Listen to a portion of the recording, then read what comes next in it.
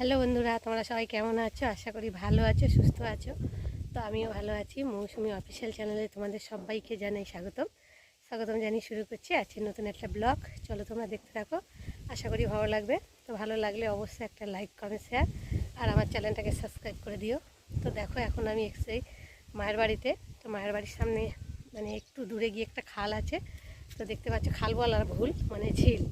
এই দেখো, এখন আমি সেই ঝিলের মধ্যে এসেছি। আর এখানটা কি সুন্দর হাওয়া, অপরন্ত হাওয়া, যেন বেশ ভালো লাগছে। এখান থেকে যেতেও ইচ্ছা করছে না, এত সুন্দর হাওয়া লাগছে। দেখতে পাচ্ছ এই যে ঝিল, আর এই যে সাইডে মাঠ রয়েছে, আর এই যে ট্রাক্টর মাটি চষে ট্রাক্টর দেখতে পাচ্ছ। আর হাওয়া দেখে বুঝতেই পারছো যে গাছপালা এই যে কতটা নড়ছে। আর হাওয়া দেখো, ভীষণ ভালো লাগছে এই জায়গাটায় এসে। মনে হয় না এখান থেকে আর যাই। ঘুম থেকে উঠেছি আজকে 9টার সময়, উঠে আর টিফিন করে আর ভাবলাম যাই একটু হেঁটে আসি ওদিকে। তো এখন এলাম। এ দেখো, আর এমন ফাঁকা জায়গা এখানটায় এসে ভীষণ ভয় ভয় লাগছে, গা যেন ছমছম ছমছম করছে। দেখতে পাচ্ছ পুরো ফাঁকা আমার। আর ঝিলটা দেখো না, কতটাই বড় ঝিল। এ দেখো, আর রোদ উঠেছে তো মানে খুব একটা ভালো দেখানো যাচ্ছে না, ভীষণ রোদ। আর মানে ঝিলটা মানে যে লিজ নিয়েছে তারা মানে এই ঘরটায় থাকে। দেখো পাশে একটা ঘর রয়েছে, এই যে ঘরটা দেখতে পাচ্ছে। আর মা ওদিকে রান্না করছে, আর আমি চলে এসেছি এদিকে। এসে এত ভালো লাগছে জায়গাটা, কি বলবো, ভীষণ ভালো লাগছে। এই দেখো ঝিলটা দেখতে পাচ্ছ কতটা। আর এই দেখো কী গাছ বলে যেন এগুলো, মনে হচ্ছে জাম গাছ। জাম গাছের মতনই তো লাগছে। আর রোদটাও মুখে পড়ছে। দেখো ঝিলটা দেখাচ্ছে তোমাদেরকে।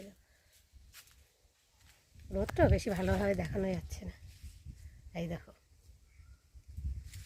দেখতে পাচ্ছ, মানে ঝিলটা আর ওই বেঁকে গেছে, আর ওই খানিকটা আর ওই দিকে।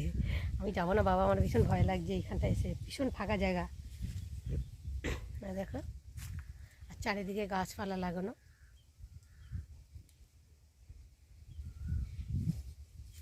দেখতে পাচ্ছ, আর ট্রাক্টর রয়েছে সামনে দুটোই। দেখো এই দেখো, দেখতে পাচ্ছ, এখানটা এসেই শান্তি। মানে এখানে মাছ ছেড়ে তো, ভীষণ মাছ পুকুরে দেখতে পাচ্ছি, কিন্তু তোমাদেরকে দেখাতে পারবো না, কেননা মাছ তো দেখা যাবে না, আর রোদ পড়ছে জলের মধ্যে, তার জন্যে। দেখ ট্রাক্টর দুটো দেখো, মানে এখানে জমি চষছিল, ট্রাক্টর দুটো এখানে রেখে আর মনে খেতে টিফিন করতে গেছে হয়তো দাদাগুলো। তো যাই হোক, আর এই ট্রাক্টর তো বেশি গ্রাম অঞ্চলে দেখা যায়, কলকাতা শহরে তো অত দেখা যায় না, তাই না? গ্রাম অঞ্চলেই বেশি চাষবাস হয়, তো তার জন্যে জমি চাষ করা হয়। এই যে দেখতে পাচ্ছ। আর এই যে যারা ঝিল লিস নিয়েছে তারা এই ঘরটায় থাকে। তালা মারা, আমি ভাবছিলাম হয়তো ঘরে কেউ আছে, আসছিলাম না, ভাবলাম যে লজ্জা লাগে, সব ছেলেরা থাকে তো তার জন্যে। তো এসে দেখি তো নেই। আর মা আর বৌদিরা ওখানে রান্নাবান্না করছে, আর আমি চলে এলাম এদিকে এসে। একটা ঝিলটা দেখতে পাচ্ছ কতটা বড়, লম্বা চওড়া, তেমনও খুব।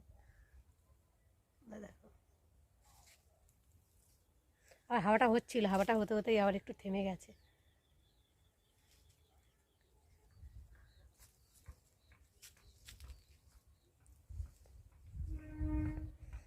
পাশ থেকেই তো মানে রেল লাইন পাশে ট্রেন যাচ্ছে, ট্রেনের আওয়াজও শোনা যাচ্ছে এদিকে।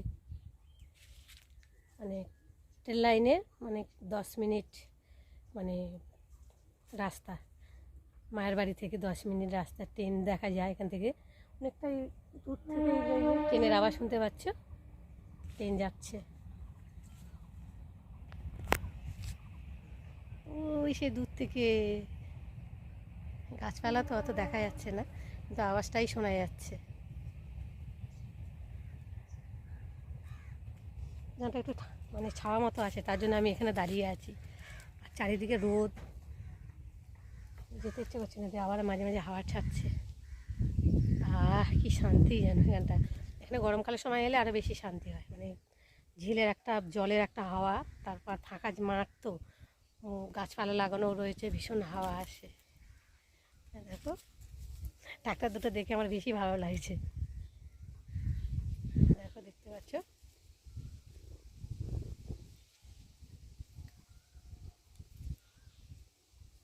তো চলো, তোমাদের সঙ্গে আবার পরে দেখা করব।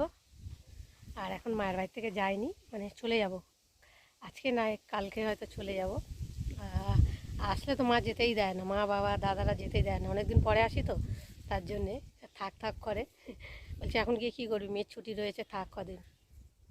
আর এখানে আসলে সবচেয়ে বড় কথা, আমার বেশি ঠান্ডা লেগে যায়, সহ্য হয় না এখানে আবহাওয়াটা। এখানে ঠান্ডা তো বেশি, খোলামেলা জায়গা, মাঠ, তো দেখতে পাচ্ছ ঠান্ডা লেগে যায় তাড়াতাড়ি, তো তার জন্যে।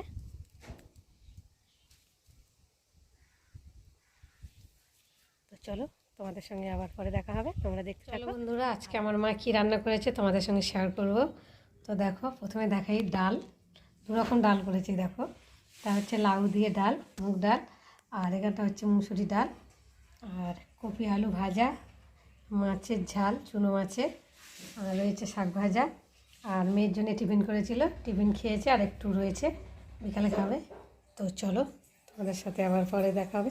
আরও গতকালকে পিঠে রয়েছে, এই দেখো খাওয়া হয়েছে, তো এতটাও রয়েছে বাসি।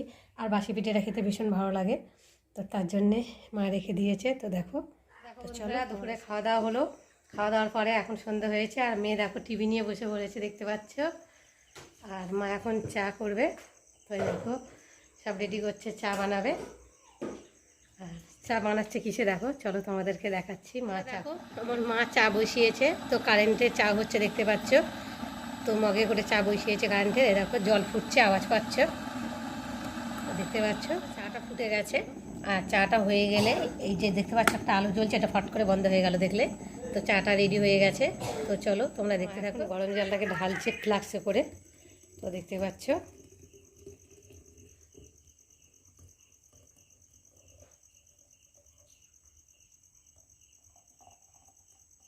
এখনো চা দেওয়া হয়নি, মানে জলটা সবে ফুটিয়ে নিয়েছে।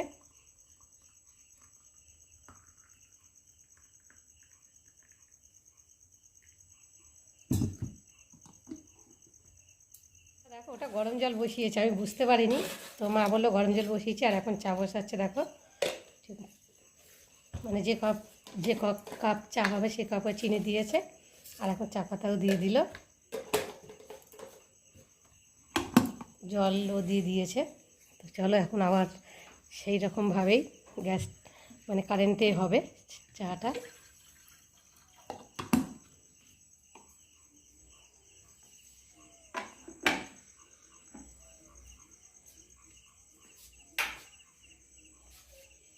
কারেন্ট দিয়ে এই যে সুইচ দিয়ে দিল, এখন এই যে চা হচ্ছে।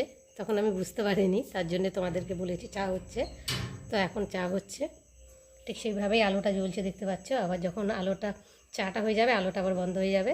তো চলো তোমরা দেখতে থাকো। আর চা বানালো, চা খেলাম, চাটা খেয়ে আর একটু টিভি দেখছিলাম, ভালো লাগছে না, তো ভাবলাম তোমাদের সঙ্গে একটু কথা বলি।